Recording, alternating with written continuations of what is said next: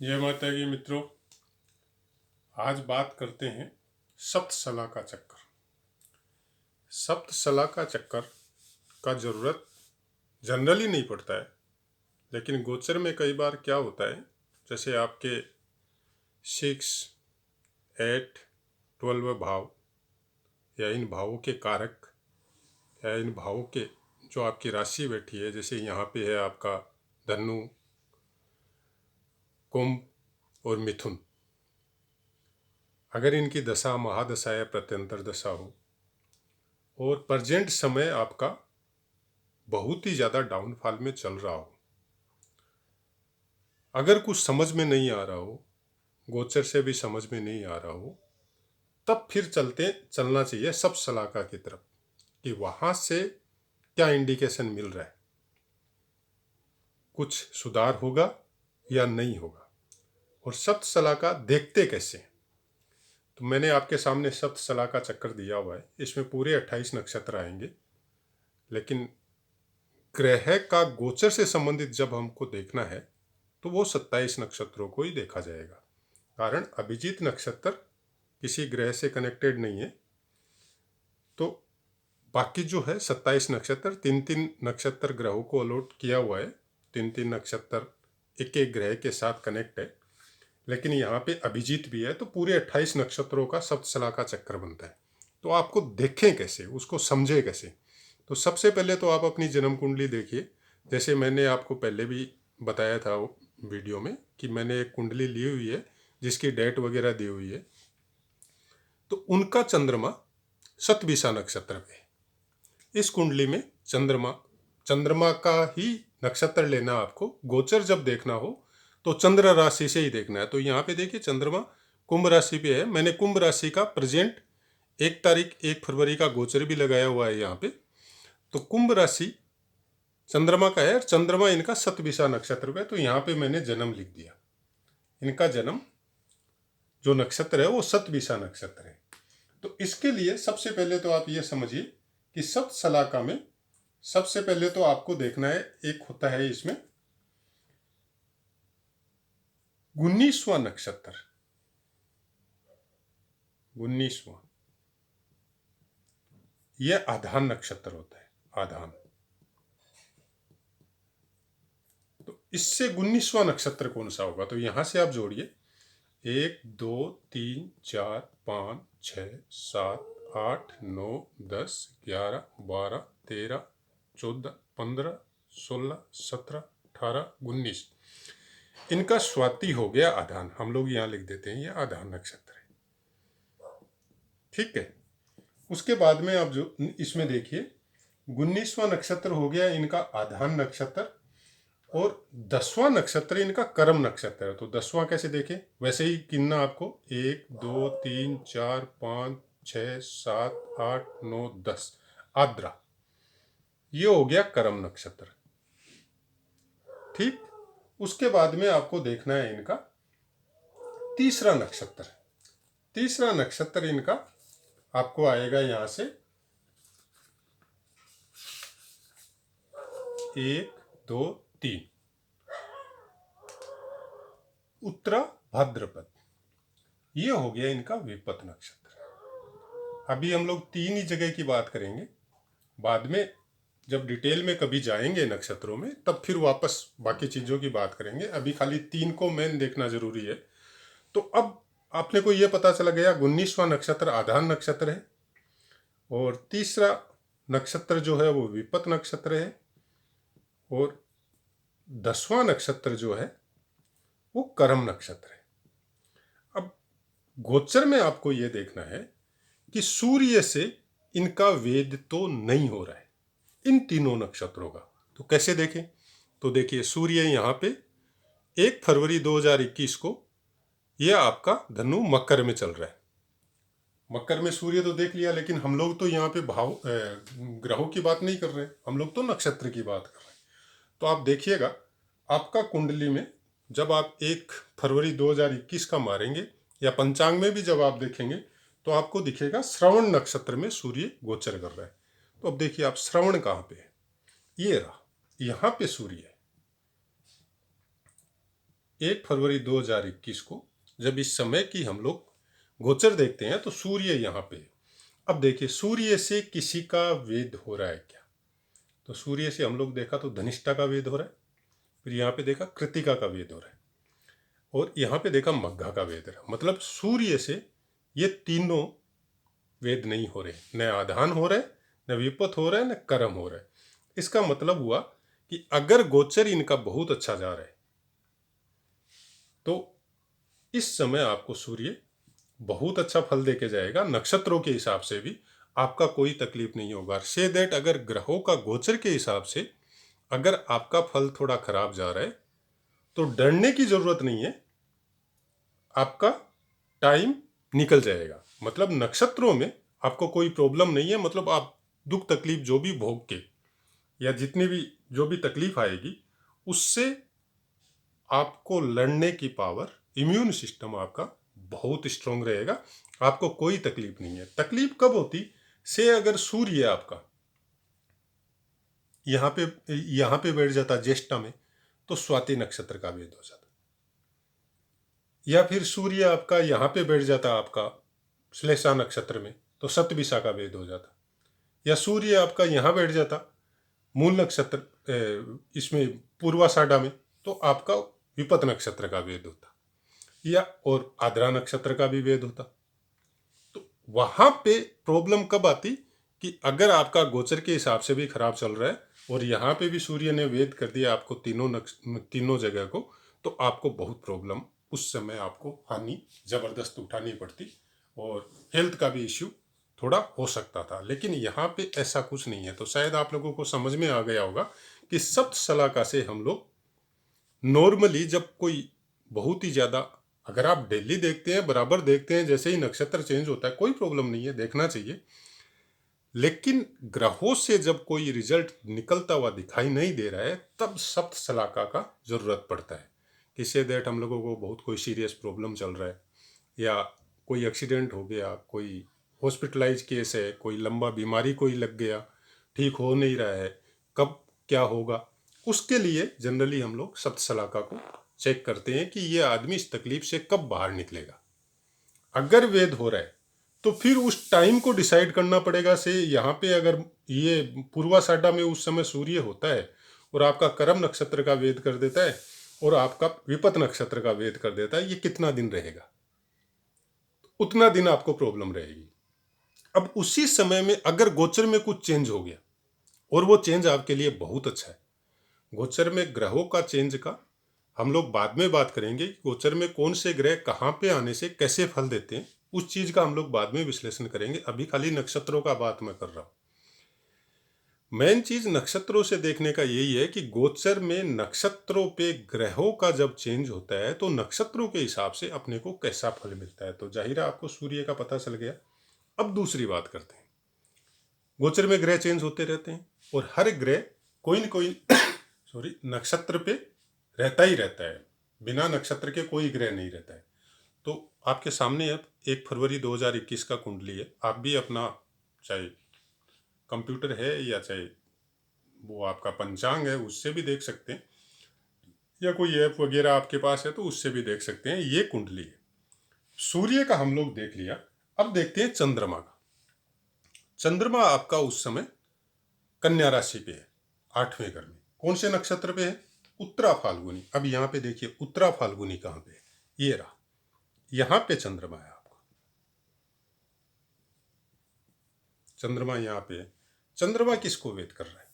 रेवती को। फिर चंद्रमा आपका वेद कर रहा है उत्तराषाढ़ा को। फिर आपका वेद कर रहा है पुनर्वसु को। तो चंद्रमा को हम लोग बैठा दिया। इन तीनों में से चंद्रमा किसी का वेद नहीं कर रहा है। इन तीनों को मतलब खाली सूर्य से ज्यादा रहता है, तो सूर्य का हम लोग देख लिया। अभी चंद्रमा बैठा दिया। अब देखिए मंगल। मंगल आपका मेष राशि पे 3रे घर में बैठा हुआ है। तो मंगल का नक्षत्र आपका भरणी है। तो भरणी देखिए कहाँ पे है, ये रहा भरणी। तो यहाँ पे हम लोग मंगल लिख देते हैं, ठीक है। उसके बाद में देखिए आपका बुध। बुध आपका लगन में है, कुंभ राशि पे है। बुध का नक्षत्र है धनिष्ठा। धनिष्ठा कहाँ है? धनिष्ठा पे आ गया, धनिष्ठा ये रहा, यहाँ पे हम लोग बुध लिख देते हैं। ठीक। उसके बाद में देखिए गुरु आपका है मकर राशि पे, गुरु का नक्षत्र है श्रवण, तो यहाँ पे गुरु भी लिख देते हैं। ठीक। उसके बाद में देखिए शनि, शनि आपका यहाँ पे है और शनि का भी नक्षत्र आपका श्रवण है, तो शनि को भी हम लोग यहाँ पे लिख देते हैं। ठीक। अब आप देखिए कौन सा ग्रह है कौन से नक्षत्र को क्या आपस में वेद कर रहा है। यहाँ पे देखिए आपका चंद्रमा का हम लोग देख लिया था, चंद्रमा पुनर्वसु को वेद कर रहा है और इधर से चंद्रमा आपका उत्तराषाढ़ा को वेद कर रहा है, सीधा वेद रेवती को कर रहा है, तो चंद्रमा किसी को वेद नहीं कर रहा है। इसका मतलब चंद्रमा आपका कहाँ का मालिक है, चंद्रमा लगन का मालिक है, तो चंद्रमा 2 दिन के आसपास रहता है तो चंद्रमा आपको अच्छा फल देगा, किसी का वेद नहीं कर रहा है। अब देखिए शनि और गुरु दोनों साथ में बैठे हुए हैं। श्रवण नक्षत्र किसका वेद कर रहा है, मघा का, श्रवण नक्षत्र कृतिका का, और श्रवण नक्षत्र यहां धनिष्ठा का वेद कर रहे हैं। अब ये प्रॉब्लम हो गई, सूर्य भी वेद कर रहा है, गुरु भी वेद कर रहा है, शनि भी वेद कर रहा है। तो अगर गुरु वेद करता तो इतना प्रॉब्लम नहीं आता, लेकिन सूर्य और शनि पाप ग्रह अगर सौम्य ग्रह को वेद करेंगे तो वहां पे प्रॉब्लम आएगी। ये चीज आपको मेन ध्यान में रखनी है।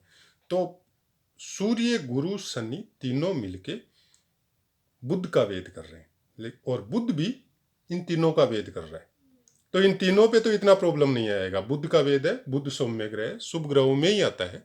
अगर वो पाप ग्रह के साथ बैठ जाए तब एक अलग बात है, नहीं तो ये अकेला है और अकेला धनिष्ठा नक्षत्र पे बैठा हुआ इनका वेद कर रहा है, तो इनको तो कोई प्रॉब्लम नहीं आएगी, लेकिन बुध को प्रॉब्लम आएगी। अब बुध कहाँ का मालिक है, तीसरे घर का मालिक है आपका यहाँ पे बुध, और बुध आपका मालिक है यहाँ पे 12वें घर का। बुध यहाँ पे, बुध को यहाँ पे सूर्य गुरु शनि तीनों वेद कर रहे हैं। तो अब आपको समझना पड़ेगा इसका फल क्या हो सकता है। 12वें घर और तीसरे घर के फल में प्रॉब्लम आएगी। इस जगह का फल में आपका पराक्रम में थोड़ा कमी आएगा, भाई बहनों के साथ कुछ प्रॉब्लम हो सकती है, और यहाँ पे विदेश यात्राएं या लंबी यात्राएं या फिर सयासुक खर्चे में यहाँ पे ये प्रॉब्लम बुध आपको मतलब कोई फल नहीं देगा इन दोनों जगह में। ये चीज समझने की है। तो यहां से हम लोग इसको देख लिया। अब बाद में और क्या था, सूर्य गुरु, शनि गुरु सूर्य और बुध का देखिए, बुध इसका भी वेद कर रहा है और बुध श्लेषा का भी वेद कर रहा है, लेकिन बुध यहाँ पे इनका वेद कर रहा है, तो इनके फलों में कोई प्रॉब्लम बुध की वजह से नहीं आएगी, इनका जो फल है वो रहेगा। अब देखिए मंगल, मंगल भरणी पे बैठा हुआ है, मंगल आपका वेद कर रहा है डायरेक्ट अनुराधा को, फिर मघा को और उसके बाद में कृतिका को। तो मंगल के सामने वेद करने वाली जगह पे कोई भी ग्रह नहीं बैठा हुआ है, तो मंगल के फल में कोई प्रॉब्लम नहीं आने वाली। मंगल जैसा भी आपकी कुंडली में है, अच्छा या बुरा, वो फल आपको इस नक्षत्र में रहते हुए वो देते रहेगा। दशा महादशा वो चीज बाद की है, अपने को खाली यहाँ पे सप्तसला का चक्कर पे हम लोग कैसे देखें ग्रहों को, से ये हो सकता है कि आपका चेंज होते रहता है ना, शनि गुरु सूर्य अभी श्रवण में है, अब इनसे कोई चेंज होके आगे भी चला जाएगा, कोई यहाँ रह जाएगा, कोई और आगे भाग जाएगा। जैसे चंद्रमा 2 दिन सवा 2 दिन बाद में आगे चला जाएगा तो वहां पे उसका नक्षत्र चेंज हो जाएगा, वैसे ही बाकी सबका नक्षत्र आपका चेंज होता रहेगा। तो आपको मेन तो सूर्य से आपकी, आप फिर एक बार समझ लीजिए, आपका जन्म नक्षत्र आपका यहाँ पे सतविषा है, मतलब चंद्रमा अगर गोचर का देखना हो आपको तो चंद्र जिस नक्षत्र पे हो उससे देखना पड़ेगा, और कहीं भी हो सकता है इस कुंडली में सतविषा नक्षत्र पे आपका पूर्वा भाद्रपद हो सकता है, पुष्य हो सकता है, उत्तरा फाल्गुनी हो सकता है, कहीं भी हो सकता है, सबका अलग अलग होता है। उससे सतविषा नक्षत्र से मतलब जन्म नक्षत्र से तीसरा नक्षत्र विपत नक्षत्र होता है, 10वां नक्षत्र करम नक्षत्र होता है और 19वां नक्षत्र स्वाति नक्षत्र होता है। गोचर में जब सूर्य चेंज होके कि गोचर में सूर्य चेंज होके जिस नक्षत्र पे आता है, सप्त सलाका में उसको वहां बैठा के उसके बाद में आपको इतना देखना है कि इन तीनों जगह पे विपत नक्षत्र, करम नक्षत्र और आधान नक्षत्र, इन तीनों जगह का वेद नहीं कर रहा है उसका नक्षत्र के हिसाब से, तब वो सूर्य आपका गोचर जो जितना दिन उस नक्षत्र पे रहेगा वो आपका अच्छा रहेगा। अगर इन तीनों का वेद होगा तो आपको वो समय प्रॉब्लम दे जाएगा। अब प्रॉब्लम दे जाएगा, ये एक रास्ता है जो हम लोग गोचर जब बहुत ही खराब चल रहा हो तब देखने का। अदरवाइज अगर नॉर्मल चल रहा है और आपका अच्छा चल रहा है, आपका से सूर्य उच्च का चल रहा है, सूर्य अच्छी जगह का मालिक है, अच्छी जगह में गोचर 3, 6, 11 में चल रहा है, तो वो समय आपको अच्छा फल दे रहा है सूर्य।